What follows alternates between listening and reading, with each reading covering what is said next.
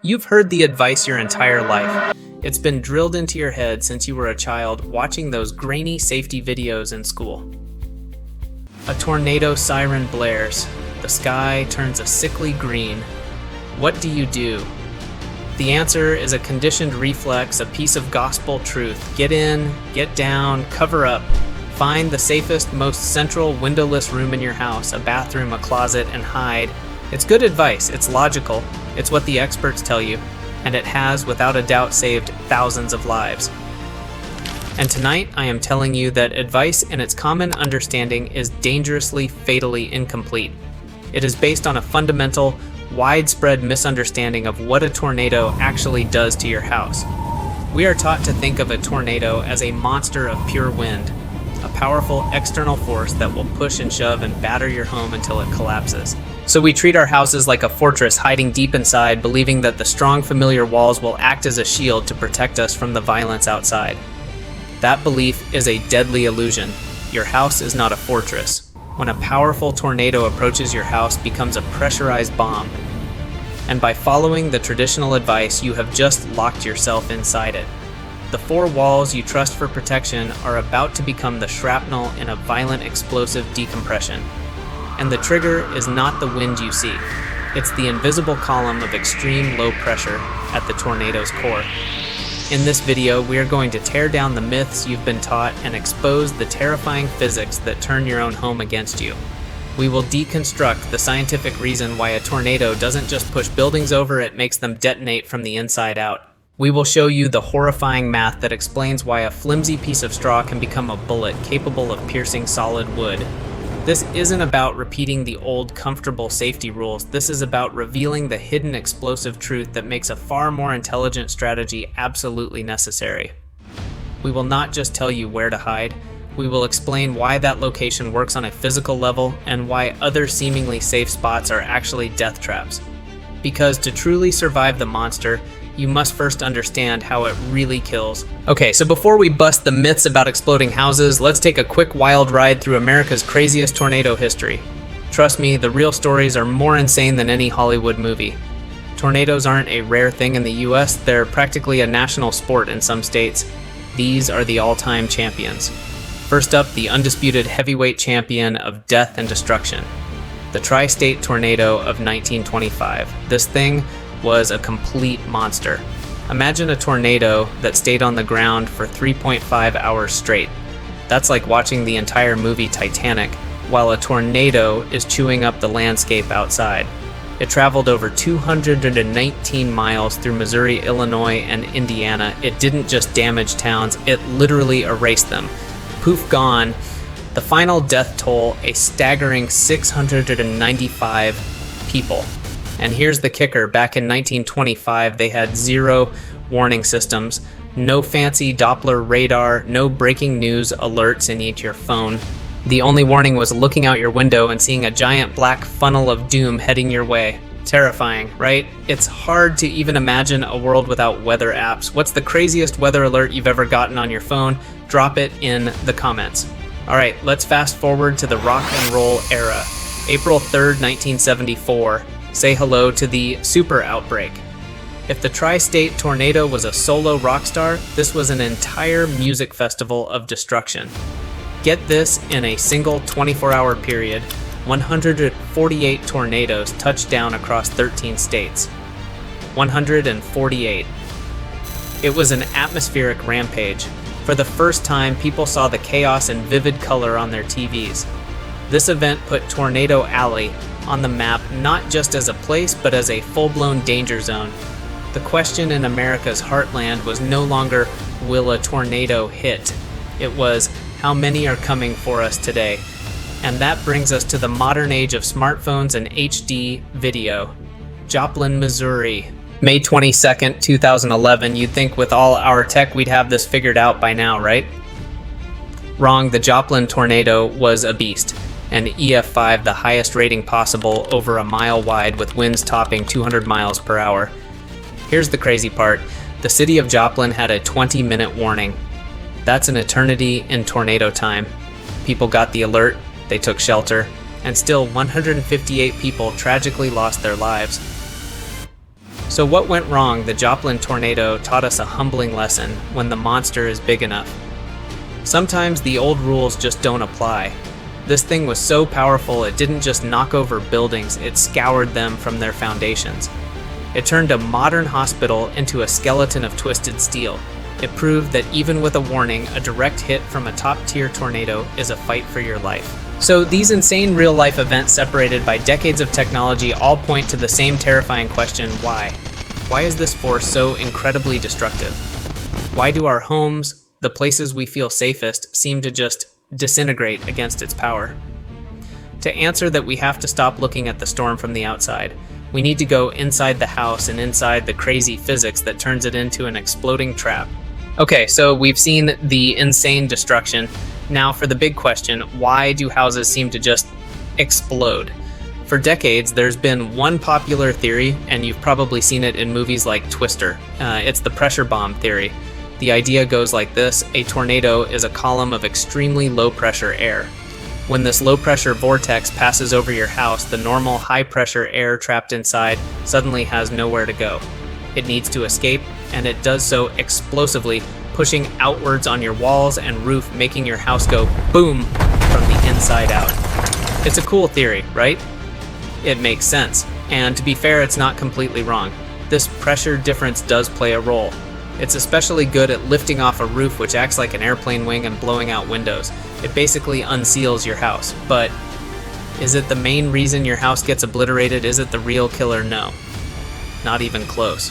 The pressure bomb theory is just the opening act. It's the can opener that weakens the house, but it's not the force that tears it to shreds. The real killer is something far more brutal and chaotic. Now this is where things get interesting, and we want to hear from you. Do you believe the pressure difference is the main cause of destruction, or do you think it's something else? Drop your theory in the comments right now before we reveal the answer. Let's see who gets it right. Alright, you've made your guess. The real reason your house disintegrates isn't from one single force pushing outwards. It's from thousands of tiny bombs hitting it from the outside. The real killer is the blender of debris. A tornado isn't just wind, it's a giant atmospheric blender.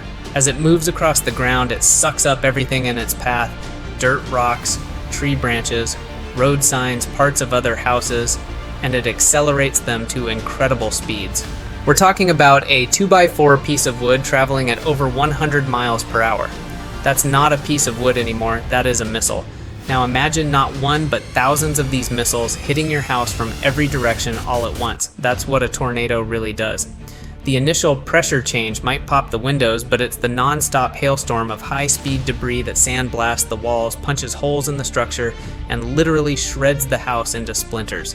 So the mystery is solved. The house doesn't just explode from pressure. It is systematically dismantled and shredded by a supersonic barrage of its own surroundings. But this leads to an even bigger question: if the real danger is the debris, does the old advice about where to hide in your house still hold up? We'll bust that myth in the next chapter. Okay, so we've busted the exploding house myth. We now know the real killer is the storm of high-speed debris. This new information is critical because it completely changes how we should think about safety inside a house. For generations, you've probably heard this piece of advice, maybe from your parents or grandparents. It's one of the most famous pieces of tornado folklore. The safest place to be is the southwest corner of your basement. The logic seems sound. In the American Midwest, most tornadoes travel from the southwest to the northeast. So the theory was that as the tornado hits your house, the debris would be thrown forward over your head into the northeast corner, leaving the southwest corner relatively clear and safe. It was a simple, easy to remember rule. It's a comforting thought, isn't it, that there's a magic corner that can protect you? Well, today we're here to tell you that is a dangerous, outdated myth that has been officially debunked by emergency services. Relying on this myth could be a fatal mistake. Why? The reason is simple and brutal: tornadoes don't follow rules. The idea that all tornadoes move neatly from southwest to northeast is just a general observation, not a law of physics. A tornado can change direction suddenly. It can stall. It can even move backwards. It is a chaotic, unpredictable force. Assuming you know which direction the debris will be flying is a deadly gamble. But there's an even bigger problem with the safe corner theory. It completely ignores the single greatest danger in a collapsing house: heavy objects from the floor above you. Think about it. What is the heaviest object on your ground floor? A refrigerator, a piano, a cast iron bathtub. When a house disintegrates, these objects don't get thrown forward by the wind, they fall straight down. If you are huddled in the corner directly underneath the heaviest part of your house, you are in the worst possible place to be. You could survive the wind and the debris only to be crushed by your own belongings. This one is a classic. We're curious to know, have you ever been taught the southwest corner rule? Is it something you still believe? Be honest. Let's see how common this myth still is in the comments. So if the corner isn't the answer, what is? If the whole house is a potential death trap, is anywhere truly safe? And this leads us to the most important part of this entire video. The reason you need to watch until the very end. We've busted the myths, we've shown you the dangers, but in our final chapter, we are going to reveal the scientifically proven triangle of survival. It is not a corner, it is a specific type of location within your house that structural engineers and rescue teams have identified as the place where you are most likely to be found alive. This is not folklore, this is life-saving geometry. This is the knowledge that emergency responders wish everyone knew, and we are about to give it to you, so don't go anywhere. The blueprint for your survival is coming up next. Alright, the myths have been busted. The comfortable old rules are broken, now it's time for the truth. If the southwest corner is a gamble and the pressure difference isn't the main killer, what is the real survival blueprint? What is the smartest, scientifically proven way to protect yourself when the monster is at your door? The new rules are not about guessing the tornado's direction. They are about understanding one simple fact. The real threat is collapse and debris. Your goal is not to hide from the wind. Your goal is to put as many strong structures as possible between you and the thousands of flying projectiles, and to position yourself where you are least likely to be crushed from above. This leads us to the 3 golden rules of modern tornado safety. Think of it as get in, get down, cover up. Rule 1, get in the right structure. First, get inside a sturdy, well-built structure. This sounds obvious, but it's the most violated rule. A car.